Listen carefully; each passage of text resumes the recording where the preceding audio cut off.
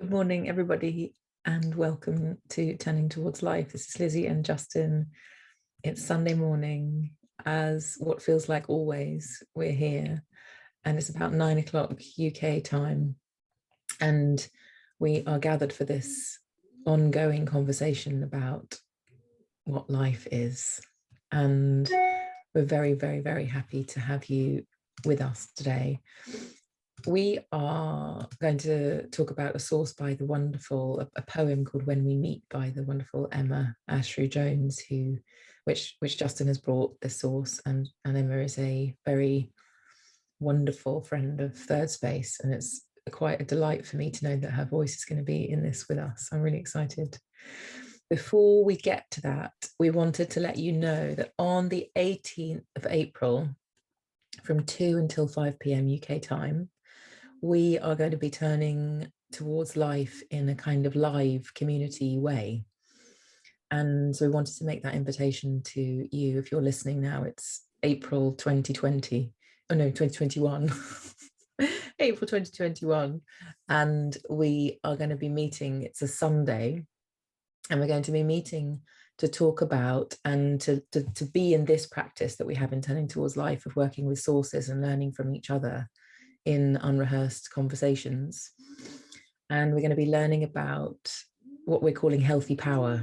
So how to be in powerful relationships and to also work with how we wield our own power, how we work with our own power, whether it's positional or another kind of power. We have some really wonderful sources to bring to you, and we think that some beautiful conversations might emerge from in the space. So we wanted to offer our first kind of live event, if you like, that transfers this practice that we have, that Justin and I have, into the community, into the people, all of you who come and join in the conversation with us.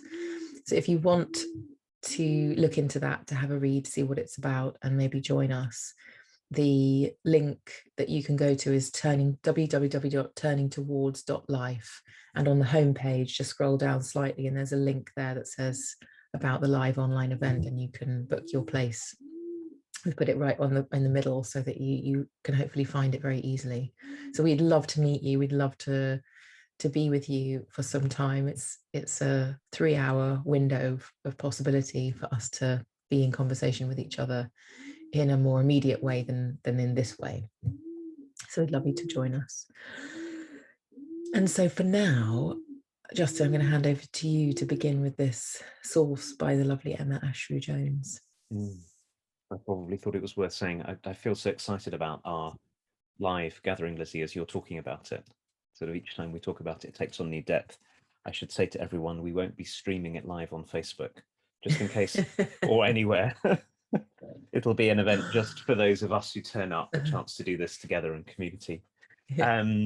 So I want to thank Emma for writing this piece, and also for so generously giving us permission to read it here and to talk about it and be moved by it here. It's such a gift, Emma, that your work is with us. Thank you. And as always, if you're listening and you haven't seen the source, or you want to find it so that you can read it, it's on our Facebook group, which is open to everyone to join. You can just search for Turning Towards Life, and then after when we post the recordings of these conversations, you can find it on Turning Towards Life, and you can find it on our YouTube group, and you can find it also in the text that goes with every podcast episode. We always post the text there, and this is called When We Meet by Emma Ashru Jones. When we meet, I don't just want to meet your perfectly polished self, the productive, capable, holding it all together extraordinaire. I want to meet you. I want to meet your middle of the night fears and the whispers of your longings. I want to meet your heart and to hear what she has to say. I want to meet your wildest desires and the dreams so tender they dare not be declared. I want to greet your despair at the door and welcome her in from the cold, and offer your confusion a cushion to lean back into. I want to welcome your body that has carried you this far, to give her a place to rest and be recognized, wise one that she is. I want to listen to the part of you that is beyond language, and to give your imagination a paintbrush and let her play. I want you to meet your whole self anew and to see the truth, that you never needed to be fixed, that your life was never a problem to be solved, but a moment to be met. When we meet. When we meet, I don't just want to meet your perfectly polished self, the productive, capable, holding it all together extraordinaire. I want to meet you. I want to meet your middle of the night fears and the whispers of your longings. I want to meet your heart and to hear what she has to say. I want to meet your wildest desires and the dreams so tender they dare not be declared. I want to greet your despair at the door and welcome her in from the cold, and offer your confusion a cushion to lean back into. I want to welcome your body that has carried you this far, to give her a place to rest and be recognized, wise one that she is. I want to listen to the part of you that is beyond language, and to give your imagination a paintbrush and let her play. I want you to meet your whole self anew and to see the truth, that you never needed to be fixed, that your life was never a problem to be solved, but a moment to be met.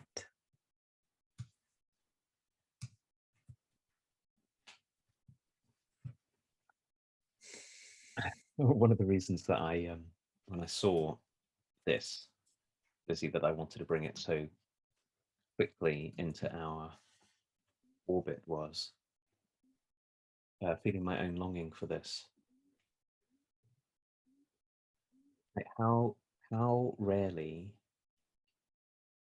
So I can feel my longing in a couple of dimensions. One is just feeling how rarely this is the story that we humans in our culture in this time in history have about one another. We've been so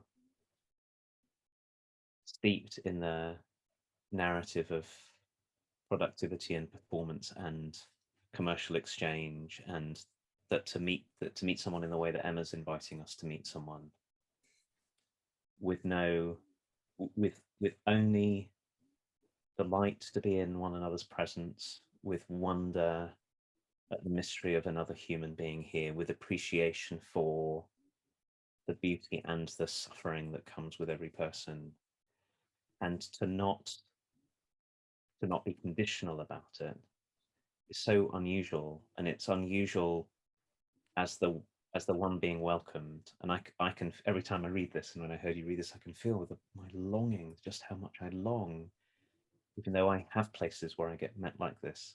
Of course, here being one of them, this conversation being one of them, how much I long for this, and how much I think so many of us long for this wide and deep welcome that will leave nothing out.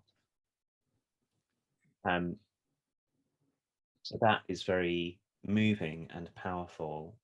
The other thing I can feel in it that I think also particularly had me want to bring this into this conversation is how difficult it can be for us to learn how to welcome one another this way. Mm.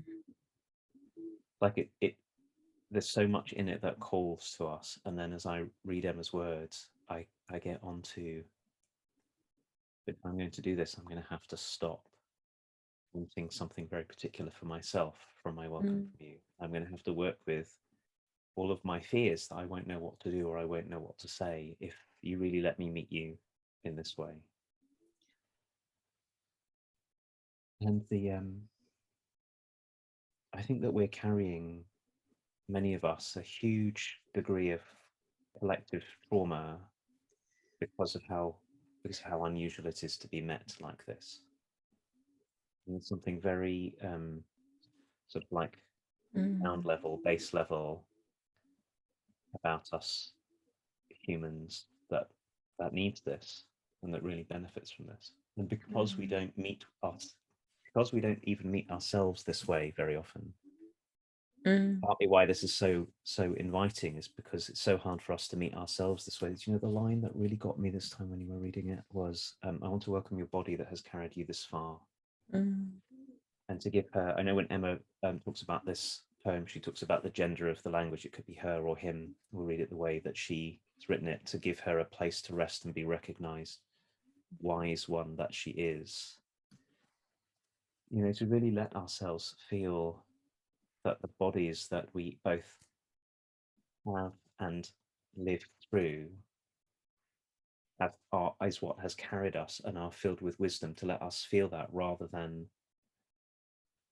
I have to beat you into shape, I have to judge you for not being exactly the way I want you to look or to move, and all of the unkindnesses that we get into. Even just that pair of lines in the middle of this big invitation keep on pointing out to me how little of this most of us do most of the time for ourselves, let alone for one another, even though we long for it so much. We need it so much. It feels really such a gift to be in receipt of this and your reflection right now as a kind of way of speaking about what receiving one another is. And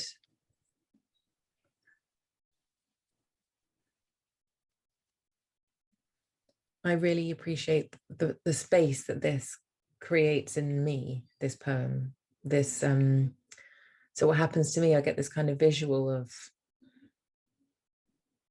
what's in front of us here. It's like we somehow have been taught that the front of things is all that exists, the surface of things. And I'm feeling a really big invitation to look beneath and look behind and look beyond, and to feel into the world beyond the surface, beyond what's immediately apparent to our kind of shallow vision, you know, the kind of the near depth vision that we have. And that there's a way of looking into the depths of us, into the depths of one another, and to also be very, very curious about the mystery of what on earth that is. I feel like this poem plunges me into a space of really, really trusting that I don't know, and that from a place of not knowing, something really different emerges about what I could learn about you, what I could learn about myself. So I'm taking this as an invitation to kind of question all the things that I'm certain about, and to throw it all up in the air and wonder what's here if I say, okay, I'm certain about that, and there's loads more else that I could, loads of other ways I could see here, loads of other things to inquire into. And I was really also affected, Justin, when you said, you know, I think we're in some kind of collective trauma that we're not doing this for each other and ourselves, because this is also really humane.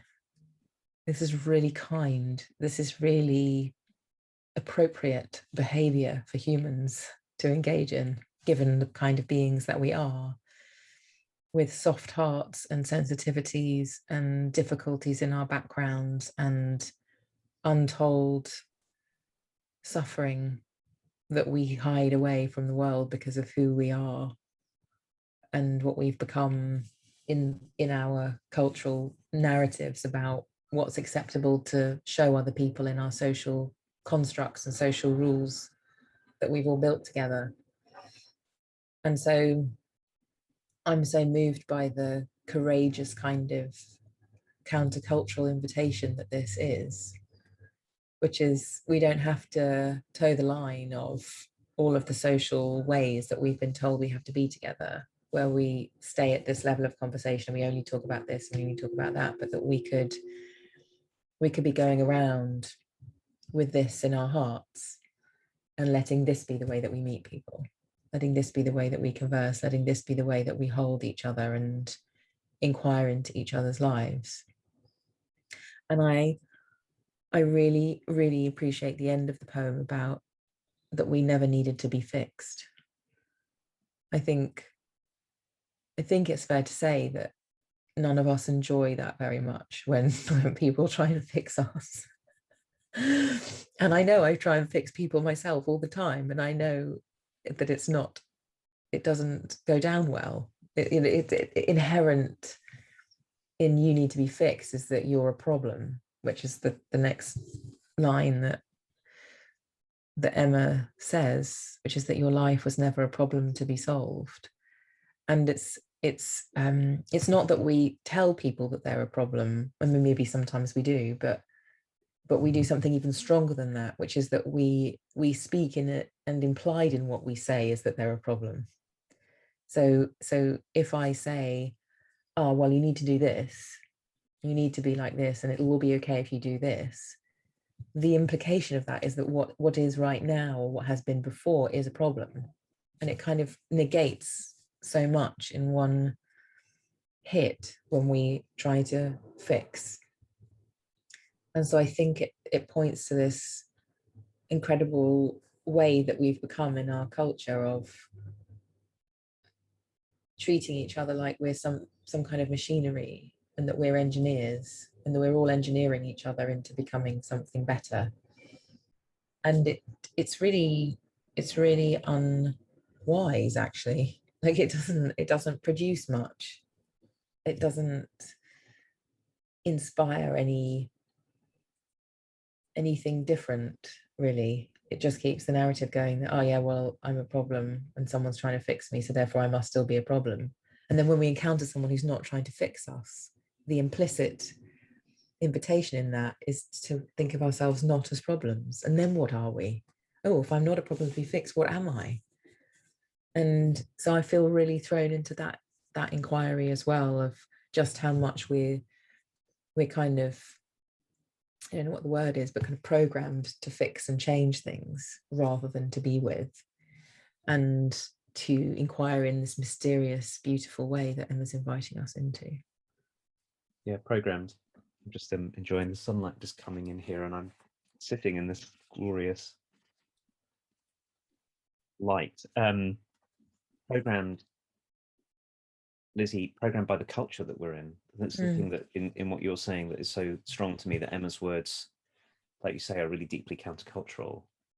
And welcome, at least for me, welcome because of that. I've just been reading, and maybe we'll bring something from this back in a future time. We brought before Kay Tempest's book on connection, and the part that I've been reading is really relevant to what Emma's writing, where Kay says, we hardly get that we are shaped by the narratives of the culture that we live in, and it shapes everything that we take to be the case about ourselves and other people. So when you said before, we really need this, really, this is what we're made for. And Kay points out that we still live right now, we live in this predominant narrative that humans are out there to dominate one another, and to be, like to be hunter-gatherers, and to go and kill the enemies and amass the resources and climb to the top of the pile and everything. And Kay points out that that's really just one story of what being a person is, and there are equally good stories, which, if you're interested in sort of historical roots and paleontological roots of humans, have equally solid grounding. Like, how about humans are made to take care of one another? How about humans are made to wonder one another? How about humans are made to love one another and to flourish because of the tender care that we bring to one another, rather than the domination that we bring to one another? And the sort of the domination culture that we live in is the same one that leads us to treat ourselves and other people as problems to be fixed, because there's always a danger. There's always something that I have to be vigilant about and wary about. And it's not that there aren't dangers, and it's not that there aren't things to be vigilant and wary about. Of course there are. There are. But when the narrative colonizes everything, when it infiltrates everything, including how we'll be with our friends, with our family members, with our colleagues in whatever work that we do, when the narrative of danger and I'm unsafe, and if I get to know you really, really deeply, and if I welcome you, something terrible will happen. Has penetrated all of our pores and all of our institutions and our families. And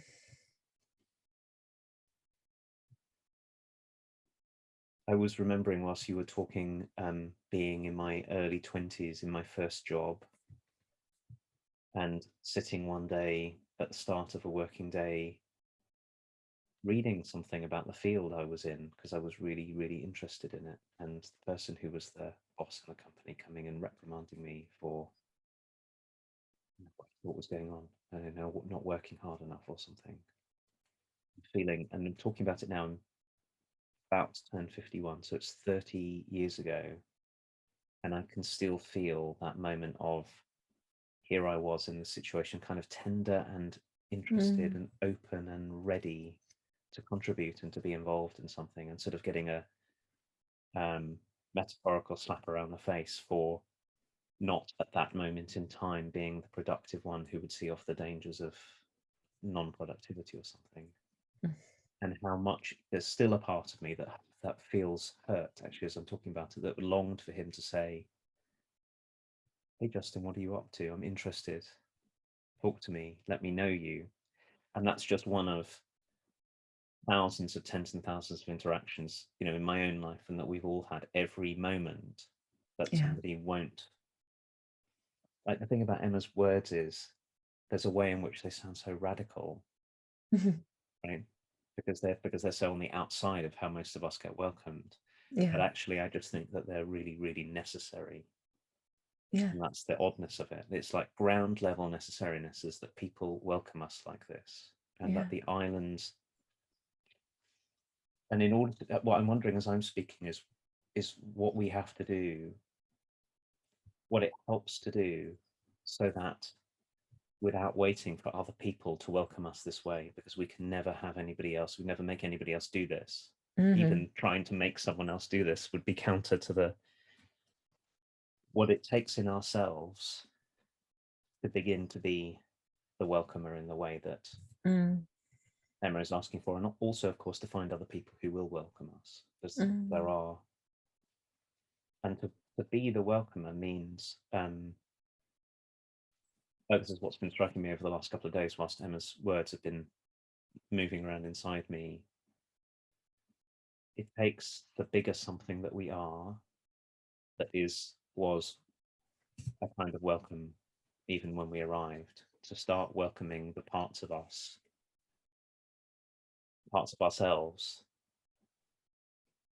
even as we begin to work on the parts of others, the parts of ourselves that don't feel held yet and don't feel welcomed yet. It really helps if we can start to practice that with ourselves, so that when we're with other people, we can welcome all the parts of them that they're not welcoming, and we've got some practice going on with being self-welcome.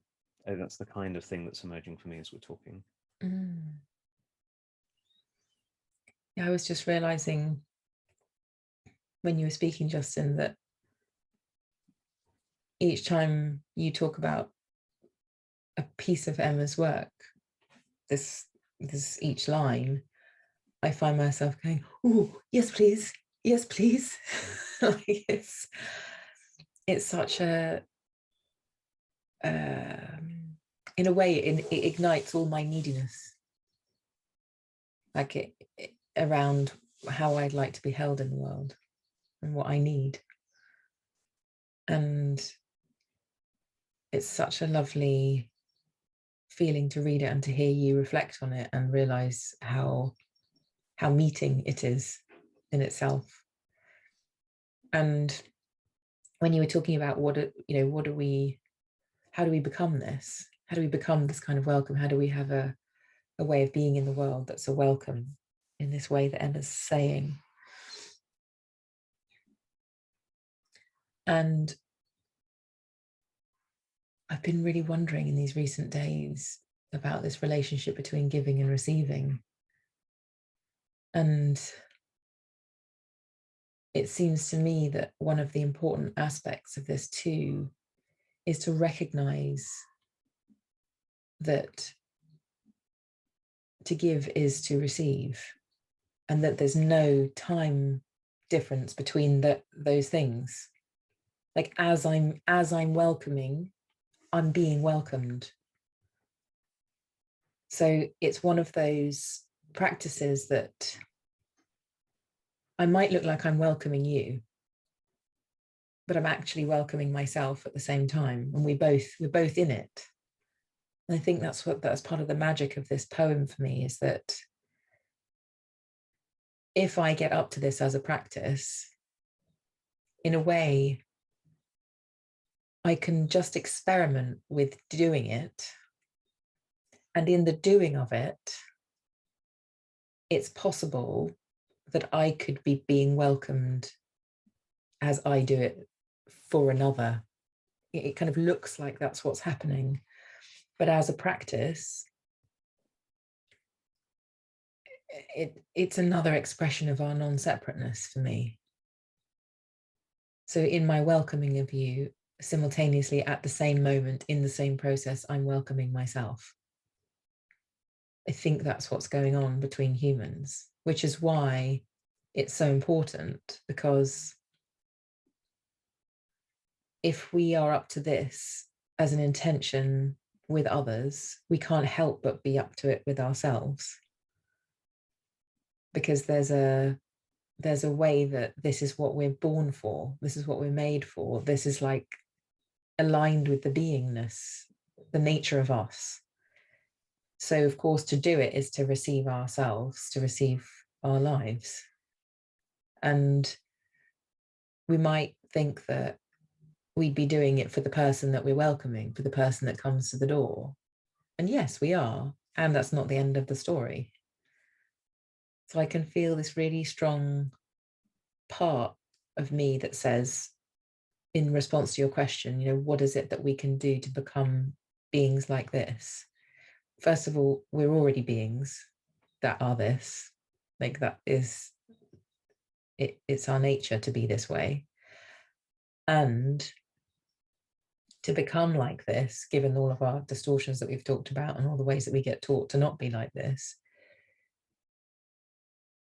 if we experiment with doing this, being this, acting this way, behaving this way, languaging ourselves this way, we're experimenting with what we most want to receive for ourselves, which is really cool, because it means I don't need you to do this for me, because my doing it for you and for me, if I can really feel into the simultaneity of the giving and the receiving, it's in a way, all I have to do is get myself in front of some humans. Like just put myself in the way of life and bring this poem with me in my heart, and wherever I am, I can begin experimenting with what it means to listen to the part of you that's beyond language. I can ask myself that question at breakfast or in the shop or in the street. What might it be to listen beyond language to this person right now? And just asking that question and learning to reflect in that way. Take one line a day and live for the however many days there are lines in the poem, and see what it is to practice each one of those lines. It just feels so accessible and doable, and I'm really kind of taken by it as a list of practices in a way.